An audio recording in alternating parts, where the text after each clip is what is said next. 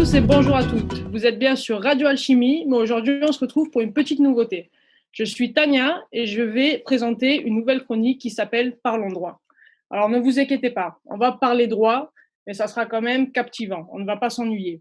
Et on va commencer fort, on va parler d'un sujet qui attise beaucoup l'attention. Comment acheter un bien immobilier en Espagne? Aujourd'hui, pour m'accompagner lors de cette chronique, je suis accompagnée donc de Mo, une voix qui vous est déjà familière sur cette radio. Salut Mo, comment tu vas? Salut Tania, écoute, ça va super parce que cette émission, moi je l'attendais impatiemment parce que c'est vrai que le droit en Espagne c'est hyper important, surtout qu'en plus de la part d'une avocate qui parle français, qui connaît bien le droit, Oui, franchement c'est top. Donc je vais apprendre plein de choses. c'est vrai que c'est un vaste monde. On a de quoi faire, on a de quoi faire. C'est clair. Euh, alors moi Tania, j'ai préparé des questions pour toi. D'accord, Alors j'ai eu, des auditeurs aussi, qui m'ont envoyé et puis des gens, des questions, donc je vais te les poser ok, c'est et bien. puis si tu peux répondre évidemment, avec plaisir, sinon, on passe à la suivante. Alors tu as le D'accord, droit tu droit à un joker. d'accord. On va voir si je l'utilise. Peut-être que je le garde pour une prochaine. Ouais, ouais, tu as le droit de pas tout savoir. D'accord, d'accord. Bon, je Alors, reste humaine alors. voilà. Alors d'abord, moi, il y a une question qui revient souvent, Oui, c'est, j'ai envie d'acheter un bien. Alors, mais je ne connais pas les étapes. Par quoi je commence? Quelles sont les étapes, en fait, par lesquelles je dois passer pour acheter un bien immobilier? d'accord. Alors, je pense qu'au niveau des étapes, il y a des étapes qui sont semblables à un achat qu'on peut faire, par exemple, en France. Ça serait, premièrement, bien préparer son budget, par exemple. Prendre en compte le prix de vente et les charges qui peuvent être liées, etc. Et aussi travailler, ce qui est important, travailler sur la zone. Donc, je pense que la première étape, c'est comme un peu une préparation banale qui peut être appliquée aussi en France sur les fonds qu'on a de disponibles, etc. Et sur les zones qu'on aime. Après, c'est là où s'enclenche le reste qui est un peu plus différent, qui est par rapport à la France. C'est par exemple, dès qu'on commence les visites, si on les fait avec des agents immobiliers, etc., il y a l'étape en fait de la précipitation que moi je déconseille, car les agents immobiliers ont tendance un peu à accélérer un peu le processus, à mettre un peu la pression aux futurs acheteurs. Et cette étape-là, il faut bien la contrôler, avoir un peu l'esprit froid pour faire la suite de l'opération. Une fois que ça c'est fait, qu'on l'a visité, qu'on a trouvé le bien, qu'on a bien le budget en tête, la zone nous plaît, etc., il y a un premier contrat qui peut se faire. C'est pas obligatoire, mais un premier contrat peut se faire qu'on appelle un contrat d'art, où certaines agences préfèrent faire un contrat de réserve. Je pense qu'on reviendra dans d'autres émissions sur la différence entre les deux contrats. Mmh. Mais voilà, brièvement, sur ce contrat d'art, tu fais un premier engagement avec une quantité d'argent, tu fais un premier acompte et tu te donnes, par exemple, 3 mois pour aller chez le notaire et faire la vente. Donc, la troisième étape, c'est donc celle du notaire aussi, où tu vas signer le bien directement. Une fois que le bien est fait, par la suite, il faut payer les impôts qui sont liés à l'achat. Donc voilà, ça c'est vraiment en résumé 4 étapes qui sont fondamentales. Après, bien évidemment, pour chaque étape, il y a beaucoup de travail. Ouais, ouais, c'est clair. Donc en fait, ce que je retiens, c'est que on va dire le premier conseil que tu peux donner, c'est ne pas se précipiter, en gros, hein? Surtout pas, surtout pas. Alors moi, j'ai même un petit conseil que je donne à mes clients. Je dis et je pense franchement qu'il vaut mieux perdre une bonne opportunité plutôt que de faire un mauvais achat. C'est-à-dire que j'ai des clients qui se précipitent souvent sur un bien, etc. Et ils me disent oui, mais si le bien part demain, Bah oui, ah, c'est ça. évidemment, Oui, c'est ça. Il y a un acheteur qui peut venir demain, bah oui. etc. Mmh. Il vaut mieux perdre une bonne opportunité parce qu'il y en aura d'autres plutôt que faire un mauvais achat, parce qu'un mauvais achat, les conséquences, c'est sur 5, 10, 15, 20 ans, surtout si on prend une hypothèque, etc. Donc, moi, je préfère même faire perdre une bonne opportunité à mes clients. Ça arrive très rarement. Hein. Ça arrive très rarement parce que souvent, voilà, y a pas autant de pression comme le dit l'agence, plutôt que de mettre mon client dans un achat qui n'en vaut pas la peine avec des problèmes derrière. D'accord, OK. Donc comme le dit, le proverbe, «Prudence est mère de sûreté». Voilà, c'est ça. Ça pourrait Voilà. être un bon slogan pour un achat. Voilà. Alors tu as parlé aussi, en dehors du côté, rester calme et ne pas se précipiter, du notaire, en fait, à un moment donné. Mais alors quel est le rôle du notaire ici en Espagne? D'accord. Donc là, c'est vrai que moi, j'aime bien caricaturer un peu le rôle du notaire en Espagne, dans le sens où en France, on est habitué quand on fait un achat immobilier, à ne pas passer par un avocat, par exemple. On le fait directement parce que le notaire est vraiment garant de l'opération. Il va vérifier tout ce qu'il a vérifié au niveau du bien, la légalité, etc., les dettes qui sont liées au bien. Et en plus, le notaire va être aussi un gestionnaire d'argent. C'est-à-dire que c'est lui qui distribue l'argent pour le vendeur, pour les impôts, les dettes qu'il a à payer, etc. Ici, en Espagne, le notaire n'a pas ce rôle-là. Ici, en Espagne, quand je caricature un peu son rôle, c'est de vérifier l'identité le jour de la vente, de vérifier l'identité du vendeur, vérifier l'identité de l'acheteur, voir que les deux personnes ou les plusieurs personnes, les deux parties ont le consentement nécessaire et la capacité mentale, etc., de faire l'opération. Et il va aussi lire en fait l'acte, au moins rapidement, il va lire l'acte de vente et il communique aussi aux administrations, par exemple les impôts, la mairie, la signature de l'achat, donc le changement de titulaire du bien. C'est lui qui fait la première communication télématiquement de son bureau, etc. Il peut le faire directement à distance. En résumé, ça c'est le rôle du notaire en Espagne. D'accord. Et ben, je suis tenté de te demander maintenant le rôle de l'avocat. Ben, Bah oui, écoute, forcément, si le ce notaire qui est ne fait pas le important. travail, oui, c'est ça. Si le notaire ne fait pas le même travail qu'en France, qui fait ce travail, ben, c'est l'avocat en fait. C'est l'avocat qui va vérifier la situation légale du bien. Il faut savoir qu'ici en Espagne, si c'est pour un appartement, il n'y a pas vraiment de problème de légalité, mais il y a beaucoup de maisons de campagne, qu'on appelle ici les maisons de campo, qui sont dans la plupart du temps illégales. Donc, elles sont illégales parce qu'elles ont été construites sans permission, sans licence. Elles sont illégales parce que il y a des lois qui sont apparues postérieurement à la construction de la maison, enfin, pour plein de raisons. Il y a des maisons qui sont illégales, mais qui peuvent se légaliser. C'est-à-dire que l'administration, justement, vu qu'il y avait beaucoup de maisons illégales, a mis en place des documents annexes, etc., pour légaliser, entre guillemets, ce genre de propriété. Mais il y en a qui sont illégales et qui ne peuvent pas se légaliser. Donc là, c'est vraiment là où le rôle de l'avocat est fondamental parce que si on se met dans une maison qui est illégale, on prend le risque de destruction de la maison, on prend le risque d'une amende et là, les conséquences sont plus importantes. En dehors de ça, l'avocat, il va aussi négocier le prix. En général, on a une bonne connaissance du marché actuel, on a une bonne connaissance des prix qui se font, par exemple, sur Malaga ou autre. Et on a aussi un peu une connaissance sur comment négocier. On connaît un peu, un vendeur espagnol va avoir une façon de négocier, un vendeur anglais va avoir une autre façon de négocier, et on est habitué à cela. Et on sait aussi que s'il y a une agence immobilière, il y a une bonne marge de négociation. Donc voilà, on va s'occuper de vérifier la légalité du bien, de négocier le bien, le prix de vente. On s'occupe aussi de la rédaction des contrats, celui en amont. Comme je te disais tout à l'heure, il y avait un contrat d'art, par exemple. On le rédige nous et on prépare toute l'opération aussi face à la signature chez le notaire. On rédige avec le clerc de notaire l'acte de vente, on lui donne toutes les informations. Et postérieurement à la vente, on s'occupe aussi des démarches qui font suite, comme le paiement des impôts, le changement d'eau, d'électricité, etc. Donc on a un rôle assez complet quand même. D'accord. Donc, bon, j'ai vu moi l'importance du rôle de l'avocat, mais est-ce que c'est obligatoire ou pas? Est-ce que je peux me dire: «Bon, bah, finalement, je m'en passe»?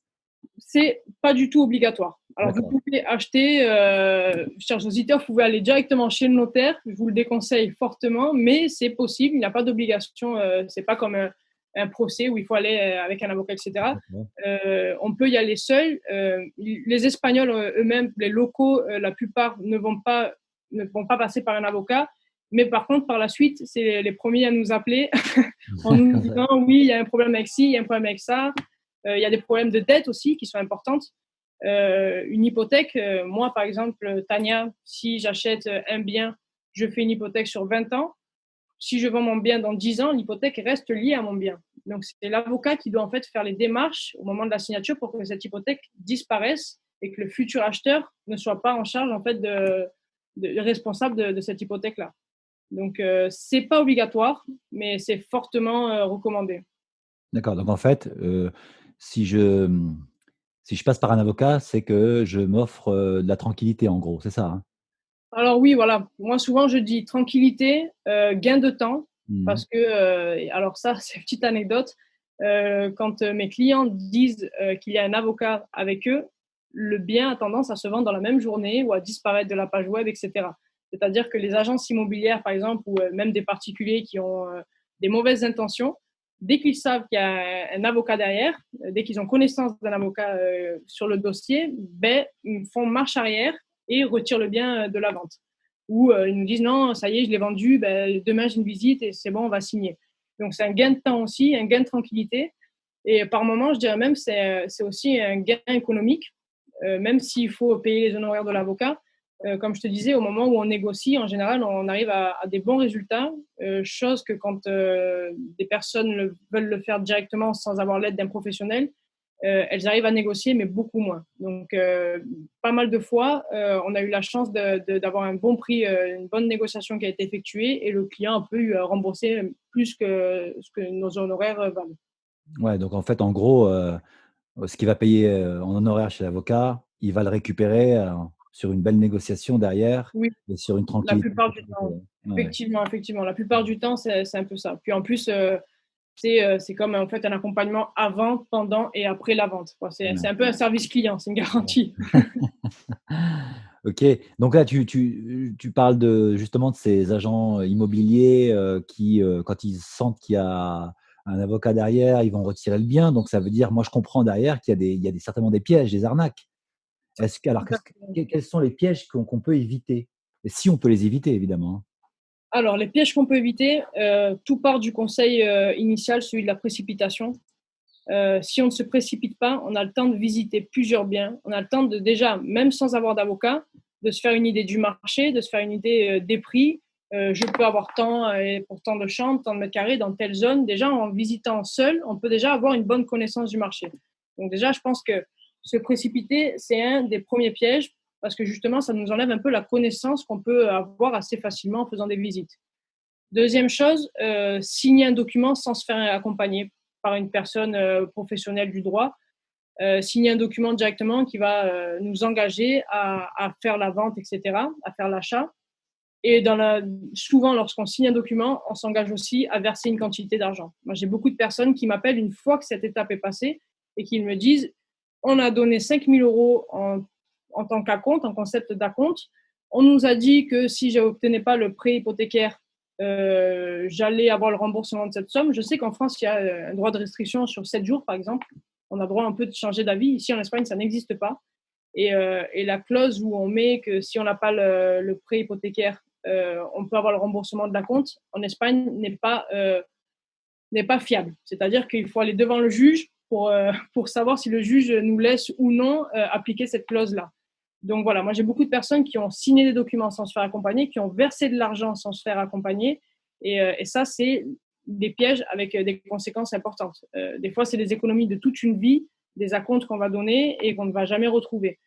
Donc voilà, les premiers conseils, ne pas se précipiter, ne pas signer de documents sans se faire accompagner et ne surtout pas verser d'argent sans avoir plus d'informations sur le bien, sans être accompagné d'une personne professionnelle à ce niveau-là. D'accord, bah, tu as anticipé sur, ma prochaine question, mais tu as déjà répondu. C'était des conseils, mais tu les as donnés. Voilà, Oui, c'est fait. c'est un peu ça en fait. En fait, si on évite des pièges, forcément, Ah ouais, on donne des conseils. forcément, forcément. Alors il y a peut-être il y a des gens qui ont les moyens effectivement d'investir de la France, mais, est-ce que, une personne qui veut acheter ici en Espagne, est-ce qu'elle peut avoir un prêt bancaire? Un prêt bancaire en Espagne, par exemple, non, avec Ouais, une banque ouais, espagnole. ouais, voilà, ouais. Oui, c'est possible, c'est possible. Du moins, c'était possible jusqu'à jusqu'à peu. Maintenant, je ne sais pas un peu le comportement, la nouvelle politique des banques face au Covid, etc. Parce que c'est vrai que peut-être qu'ils sont un peu plus froids à donner de l'argent. Mais jusqu'à maintenant, et je pense que bon, ça sera pareil dans les grandes lignes, si on est étranger en Espagne et qu'on veut acheter un bien, il y a deux possibilités. Soit on est résident en Espagne, tout en ayant la nationalité, par exemple, française. On est résident en Espagne et dans ce cas-là, les banques, en fonction de notre dossier, etc., prêtent une quantité d'argent qui s'élève en général à 80% de la valeur du bien. Donc, Mmh. en étant résident en Espagne, en général, on peut avoir 80%. Selon le dossier de la personne, si la personne gagne bien sa vie, a un patrimoine assez important, J'ai vu des banques qui ont prêté un peu plus de ces 80%. Ils sont montés à 95%, quelque chose comme ça. C'est assez rare, mais on ne le conseille pas forcément parce que plus le financement augmente avec la banque, plus on nous demande de s'engager avec la banque et des fois, ça coûte plus cher. Donc ça, il faut faire attention. Et si on est non résident en Espagne, mais qu'on a aussi un dossier, un travail, peut-être des biens en France, etc., on a aussi la possibilité d'avoir un prêt normalement à hauteur de 60% du prix de vente. Voilà, donc soit on est résident et c'est 80%, plus ou moins, soit on est non résident et c'est 60% que la banque finance par rapport au prix de vente. D'accord, OK. Et si par exemple, moi je me dis: «Bon ben, je préfère passer par ma banque», j'habite en France et je voudrais, demander à la banque un prêt pour pouvoir acheter, un bien en Espagne. Est-ce que c'est possible? C'est pas possible? C'est possible, c'est possible. J'ai pas mal de personnes qui l'ont fait autour de moi. Et puis, ça, c'est de plus en plus facile parce qu'il y a des banques comme par exemple le Crédit Mutuel qui ont des filiales ici en Espagne. Donc, je ne sais pas si tu as déjà entendu parler, il y a des banques comme Targo Bank, etc. Et en Mmh. fait, c'est des banques qui sont en Espagne, mais qui sont filiales du Crédit Mutuel. Donc, Mmh. du coup, les agents en France, par exemple, si tu te rends à Paris dans le Crédit Mutuel, tu demandes pour faire un achat en Espagne, directement, ils sont en contact avec ceux de Malaga, par exemple, Mmh. et ils vont monter le dossier ensemble. Donc, ça facilite beaucoup plus quand il y a une filiale en Espagne. Mais j'ai aussi des clients qui l'ont fait sans filiale, avec certaines banques comme par exemple Iberbanco Mmh. en France aussi, ou très rarement des clients, mais parce qu'ils avaient un très bon dossier aussi, qui ont fait avec par exemple la caisse d'épargne, etc., un prêt en France pour financer un bien en Espagne. Mmh. Mais donc c'est possible. Il y a voilà, cette possibilité qui est ouverte pour les personnes qui préfèrent avoir un financement côté français. D'accord. Bah, voilà, donc j'ai compris, les pièges, pourquoi je dois passer par un avocat, un notaire, j'ai l'argent, mais j'ai le bien, mais il me manque une information, les charges. Ah, et c'est une belle information en plus, hein. Bah oui, C'est souvent la plus contraignante. d'accord.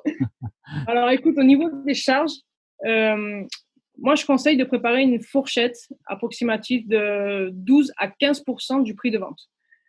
Pourquoi je conseille de 12 à 15? Bien souvent, j'incite à mettre 15% de côté parce que je préfère que les personnes aient un surplus d'argent plutôt qu'ils se retrouvent à court. Donc avec 15% en général, on se retrouve toujours avec un surplus d'argent, etc. Parce que normalement, les charges s'élèvent entre 12 et 13%. Ces charges-là, par exemple, dans ces 13%, on va dire, dans ces 13%, il y a déjà 8% qui correspondent à un impôt qui s'appelle l'ITP, impôt de transmission patrimoniale, qui est à la charge la plupart du temps de l'acheteur. Donc, c'est déjà 8% du prix de vente. Après cela, il va y avoir le notaire à payer, le registre de la propriété à payer et l'avocat. Donc, c'est pour ça qu'en général, une bonne fourchette de 13%, pour être tranquille d'esprit, chose que moi j'apprécie particulièrement, je conseille 15%. Et à partir de là, je pense que les personnes sont dans de bonnes positions pour faire l'achat tranquillement. D'accord, donc pour un bien, on va prendre un chiffre rond à 100 000 €, il faut prévoir, 115. C'est Non, ça. 110, si 115. Non, c'est ça, 115, c'est ça. Et après, dans les 115, je pense que voilà, il y aura plutôt 2 000 à 3 000 € qui vont être en gain, entre guillemets, qui vont ne pas être utilisés pour les frais. Mais il vaut mieux ça plutôt que prévoir 110 000 € et derrière être en manque d'argent et ne pas pouvoir payer les impôts à temps, ne pas pouvoir payer le notaire, etc. D'accord. Et alors, je suis à l'étranger, est-ce que j'ai besoin d'être physiquement présent pour acheter ou je peux acheter sans être, sur, sur le site ou sur le lieu, en fait? Est-ce que je dois être D'accord. physiquement, présent pour acheter? Il y a une possibilité d'acheter à distance. C'est en faisant tout simplement une procuration chez le notaire. La plupart du temps, on conseille de faire la procuration chez le notaire espagnol directement. Il y a aussi les consulats espagnols à Paris, à Lyon, à Marseille qui permettent de faire ces procurations. Dans ce cas-là, la plupart du temps, soit vous avez une personne de confiance en Espagne, un familier, un ami, etc., soit justement un professionnel du droit et vous lui donnez la procuration pour faire l'achat.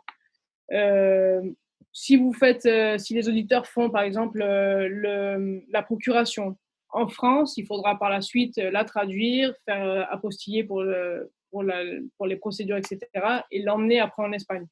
Donc, le plus simple, c'est d'aller une fois en Espagne ou de prendre rendez-vous au consulat d'Espagne dans les différentes villes de France, faire cette procuration. Attention, ne pas la donner à n'importe qui, parce que ça peut avoir des conséquences importantes. Ça paraît bête, hein, mais on trouve de tout au moment où on est face à certains dossiers. Et dans ce cas-là, une fois que la procuration est faite, la personne peut acheter le bien directement sans que sans que les auditeurs soient sur place. D'accord.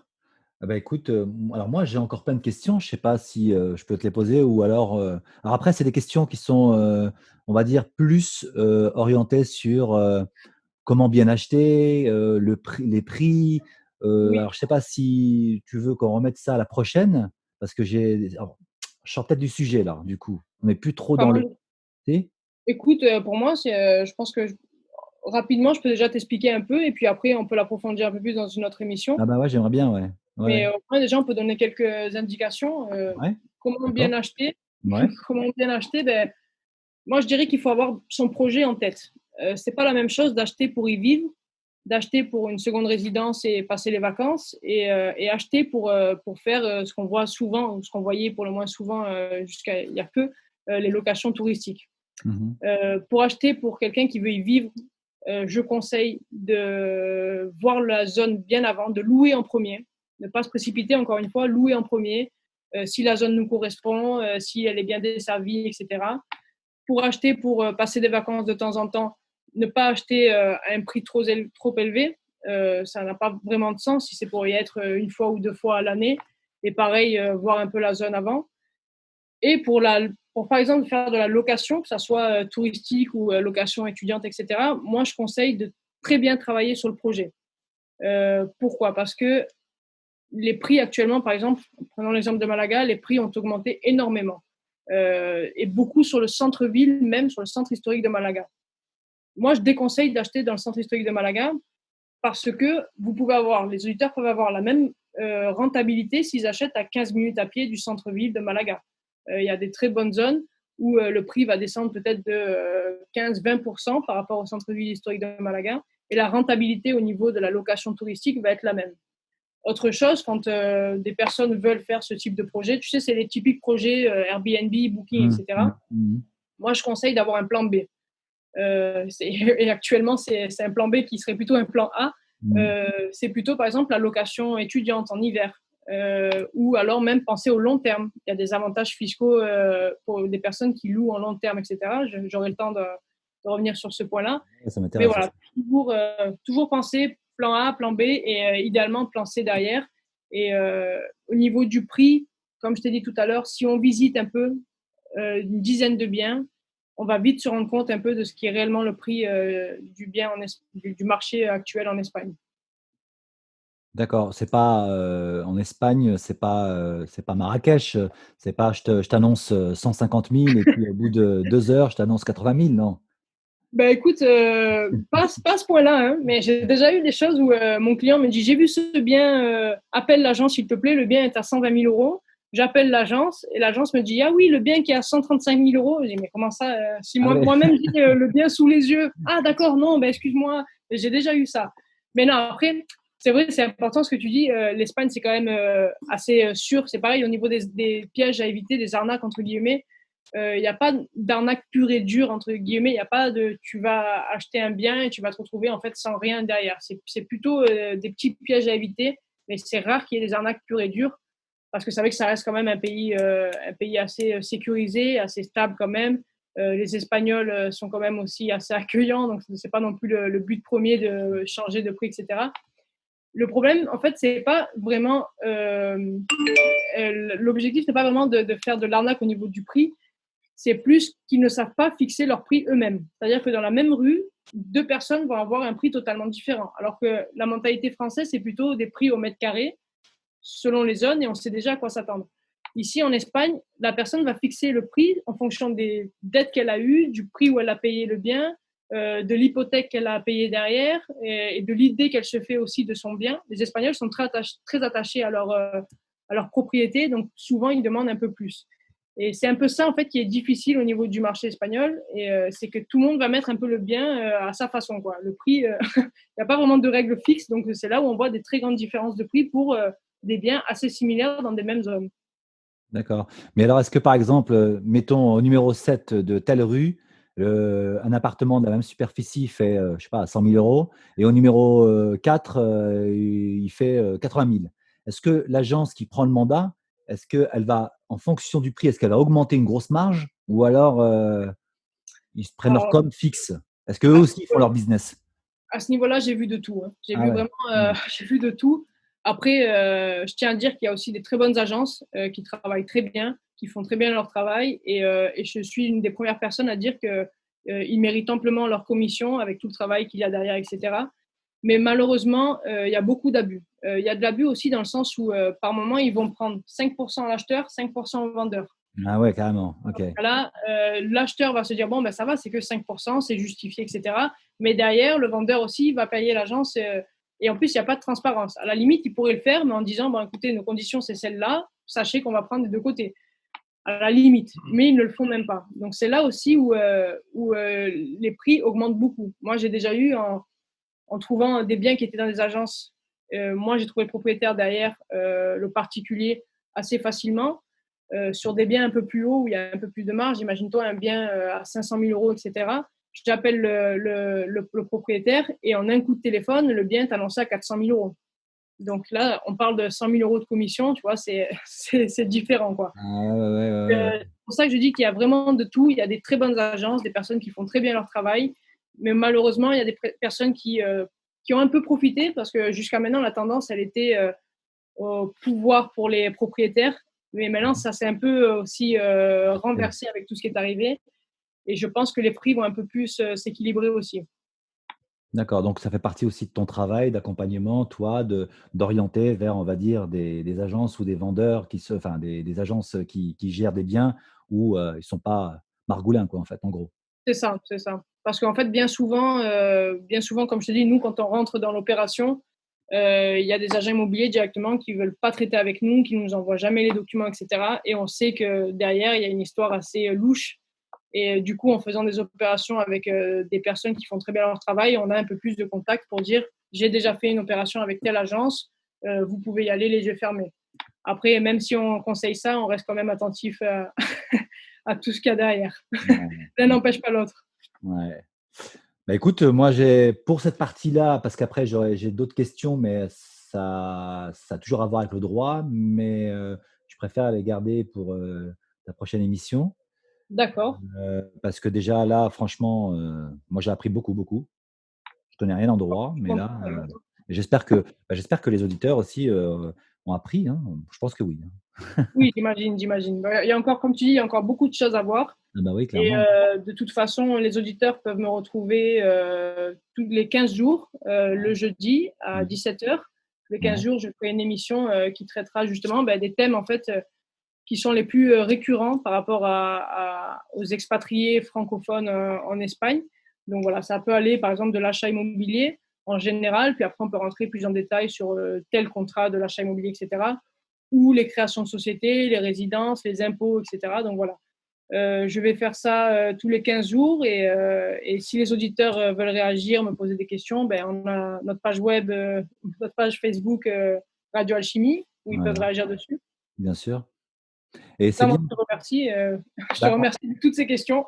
Bah, écoute, moi, surtout c'est moi qui te remercie, surtout qu'en plus de ça, moi, je trouve vraiment, enfin, ton émission, je la trouve hyper pertinente parce que c'est vrai que il y a beaucoup de questions, hein. Moi, je vois sur les forums, sur les pages Facebook et cetera, il y a beaucoup de questions et moi, je vois, enfin, ça varie d'une personne à l'autre. J'ai une réponse et son contraire. Donc du coup, moi, personnellement, je j'arrive pas à trouver des réponses qui sont fiables et le fait qu'effectivement tu puisses commencer à animer tous les 15 jours cette émission, moi, je trouve ça génial. Je te remercie, de joindre au projet, Radio Alchimie. Avec plaisir. Non, c'est vrai que Voilà. ça peut être une façon de centraliser un peu les réponses qui sont officielles et arrêter aussi de prendre un peu des éléments de réponse Bah, de tous les côtés, comme tu le dis. c'est Et ça. finalement, parce que je pense que les personnes qui donnent ces éléments de réponse le font en fonction de leur vécu, mais au niveau du droit, tout change à un détail, tout sera Ouais. différent. Et pour la personne qui lit un conseil qui malheureusement ne s'avère pas d'une véracité totale, il peut y avoir des conséquences derrière. Donc, si on peut les aider à travers notre programme et notre radio, ça peut être parfait pour tous. Top, merci pour ta générosité. Et si aussi, tu pensais aussi animer des petites, chroniques de 5 minutes, c'est ça? Des petits flashs, des Exactement, exactement. Je ouais? pense mettre en place bientôt des petits flashs, normalement le mardi. Donc, du coup, les auditeurs pourront me retrouver le mardi et le jeudi. Le jeudi, ça sera une émission un peu plus longue, mais le mardi, ben, ça serait un format beaucoup plus court, mais toujours aussi intéressant, où justement on rentrerait en détail un peu plus. Par exemple, sur l'achat immobilier, on a parlé de l'impôt qui est de 8% à Malaga. Ben, j'expliquerai combien de temps on a pour le payer, quand est-ce qu'on peut le payer, comment le payer. Voilà, des choses un peu plus détaillées, mais un format aussi assez court, assez pertinent. Top. Bah, écoute, merci, voilà. Merci à toi, Mo, merci de C'était m'accompagner pour cette première émission. Et au plaisir de te revoir alors par la suite dans d'autres sujets. avec plaisir. Bon, bah, très bien. Merci à tous et on se retrouve dans une quinzaine de jours du coup pour la prochaine émission.